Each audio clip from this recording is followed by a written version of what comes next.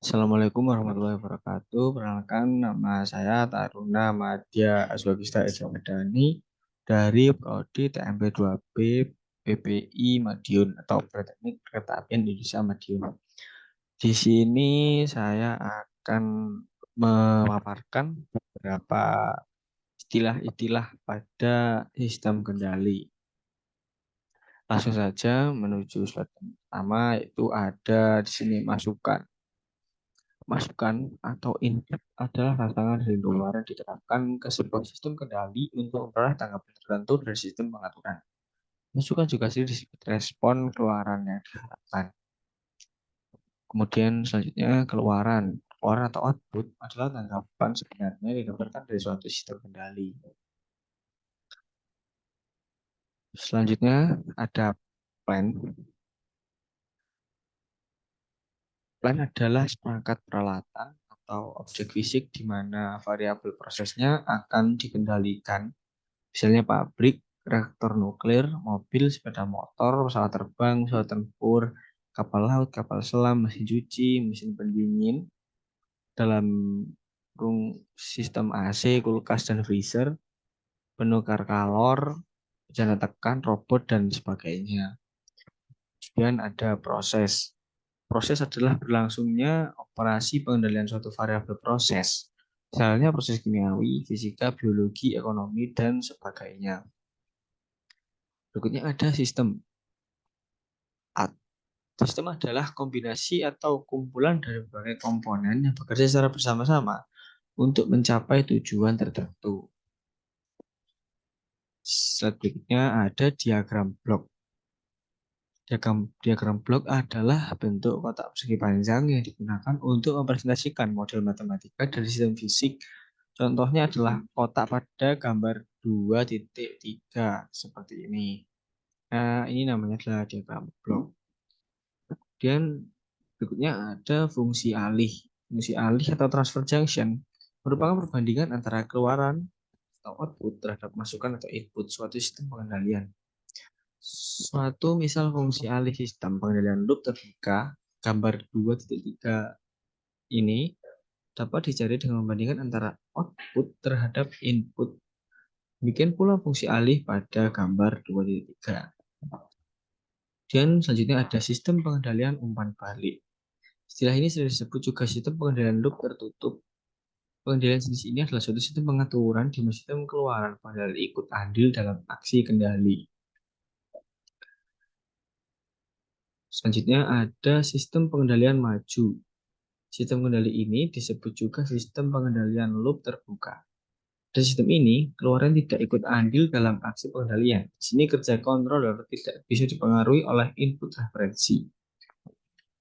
Selanjutnya ada sistem pengendalian manual. Sistem pengendalian di mana faktor manusia sangat dominan dalam aksi pengendalian yang dilakukan pada sistem tersebut. Peran manusia sangat dominan dalam gerakan perintah, sehingga hasil pengendalian akan dipengaruhi pelakunya. Pada sistem kendali manual ini juga termasuk dalam kategori sistem kendali jerat tertutup. Tangan berfungsi untuk mengatur permukaan fluida dalam tangki. Permukaan fluida dalam tangki bertindak sebagai masukan, sedangkan penglihatan bertindak sebagai sensor. Operator berperan membandingkan tinggi sesungguhnya saat itu dengan tinggi permukaan fluida yang dikehendaki, dan kemudian bertindak untuk membuka atau menutup katup sebagai aktuator guna mempertahankan keadaan permukaan yang diinginkan.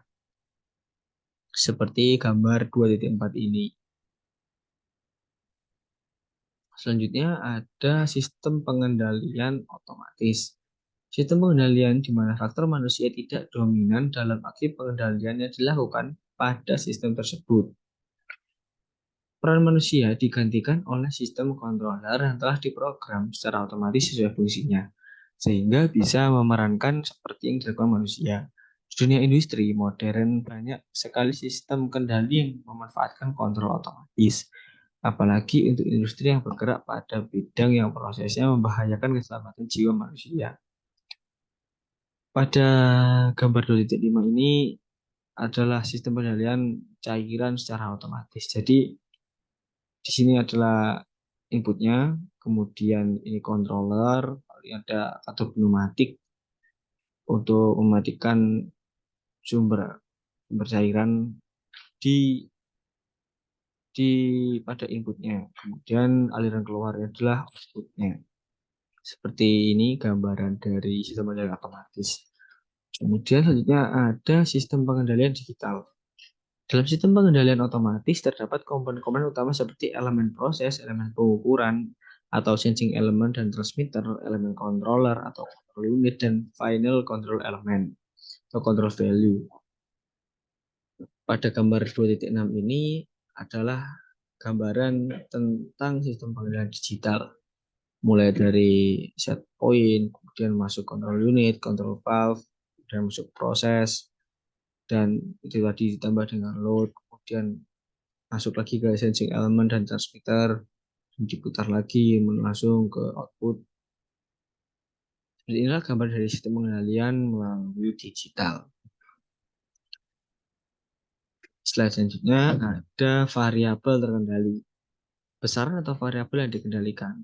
Biasanya besaran ini adalah diagram kotak, disebut proses variabel atau PV. Level fluida pada bejana pada gambar 4 merupakan variabel terkendali dari proses pengendalian. Temperatur pada gambar 1.5 merupakan setahun. Jadi pada gambar 2.4 ini level fluida yang ada dalam bejana ini merupakan variabel terkendali atau yang bisa diatur atau yang bisa untuk sesuai keinginan kita. Bisa disebut juga dengan terkendali. Kemudian ada servo mekanisme atau sistem pengendalian di mana keluarannya berupa besaran-besaran mekanik seperti percepatan, kecepatan, posisi, torsi, putaran, dan sebagainya. Besaran-besaran inilah yang sebaiknya dimengerti dan dipahami bagi engineer sehingga mengetahui bagaimana sistem kendali akan diaplikasikan. Selanjutnya ada manipulated variable. Masukan dari suatu proses yang dapat diubah atau dimanipulasi agar proses variabel atau PV besarnya sesuai dengan set point. Sinyal yang diumpankan pada suatu sistem kendali yang digunakan sebagai acuan untuk menentukan keluar sistem kontrol. Masukan proses pada gambar 2.4 adalah laju aliran fluida yang keluar dari bejana.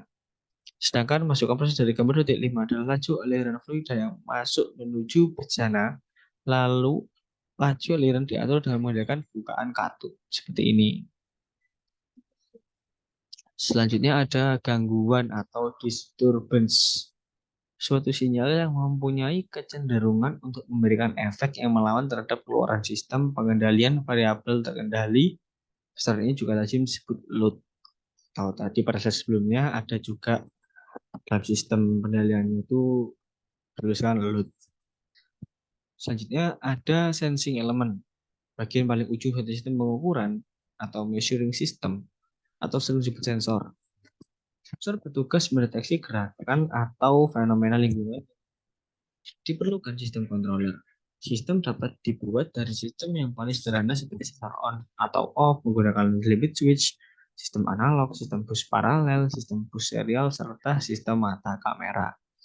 Contoh sensor lainnya yaitu thermocouple untuk pengukur temperatur, accelerometer untuk pengukur getaran, dan pressure gauge untuk pengukur tekanan. Selanjutnya ada transmitter, alat yang berfungsi untuk membaca sinyal dari sensing element dan mengubahnya supaya dimengerti oleh controller. Berikutnya ada aktuator atau perangkat elektromekanik yang berfungsi untuk menghasilkan daya gerakan. Perangkat bisa dibuat dari sistem motor listrik atau motor DC servo, ada motor DC stepper, ada ultrasonic motor, linear motor, turbo motor, dan solenoid. Sistem pneumatik dan hidrolik. Untuk meningkatkan tenaga mekanik, aktuator atau torsi gerakan, maka bisa dipasang sistem gearbox atau sprocket chain. Selanjutnya ada transducer, berhenti yang berfungsi untuk mengubah satu bentuk energi menjadi energi bentuk lainnya untuk unit pengalih sinyal. Suatu contoh mengubah sinyal gerakan mekanis menjadi energi listrik yang terjadi pada peristiwa pengukuran getaran. Terkadang antara transmitter dan transducer dirancukan. Keduanya mempunyai fungsi serupa. Transducer lebih bersifat umum, Namun transmitter memakainya pada sistem pengukuran saja. Jadi ada measurement variable atau sinyal yang keluar dari transmitter. Ini merupakan jaminan sinyal pengukuran. Lalu ada setting point. Besar variabel proses yang dikehendaki. Suatu controller akan selalu berusaha menyamakan variabel terkendali terhadap set point. Selanjutnya ada error. Selisih antara set point dikurangi variabel terkendali. Nilainya bisa positif atau negatif bergantung nilai set point dan variabel terkendali. Makin kecil error terhitung atau selisih yang terhitung, maka makin kecil pula sinyal kendali controller terhadap plan hingga akhirnya mencapai kondisi tenang atau steady state. Lalu ada alat pengendali atau controller. Alat pengendali sepenuhnya menggantikan peran manusia dalam mengendalikan suatu proses. Controller merupakan elemen yang mengerjakan 3 dari 4 tahap pengaturan. Yaitu yang pertama, membandingkan set point dengan measurement variable.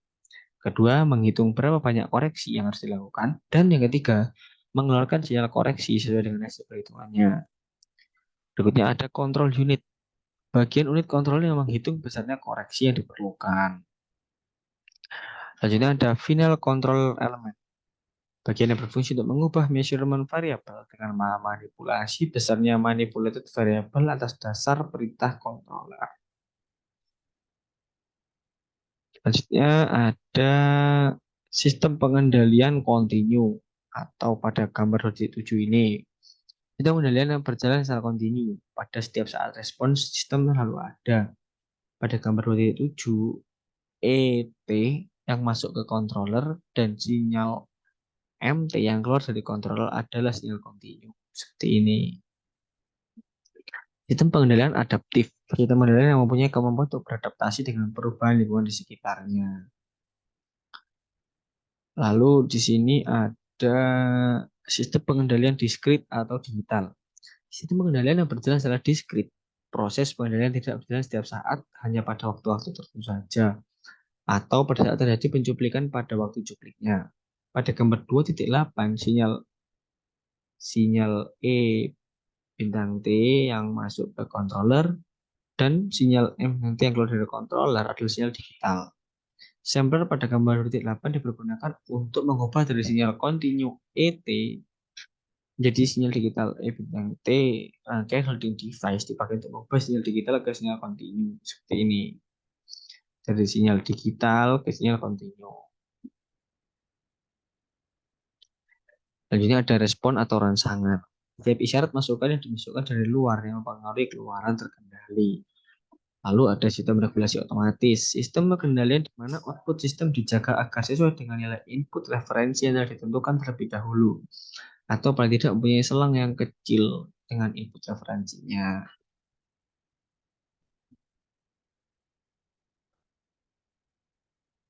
Itu tadi adalah pemaparan tentang istilah-istilah dalam sistem pengendalian.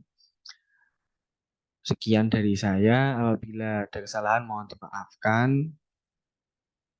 Wassalamualaikum warahmatullahi wabarakatuh. Terima kasih.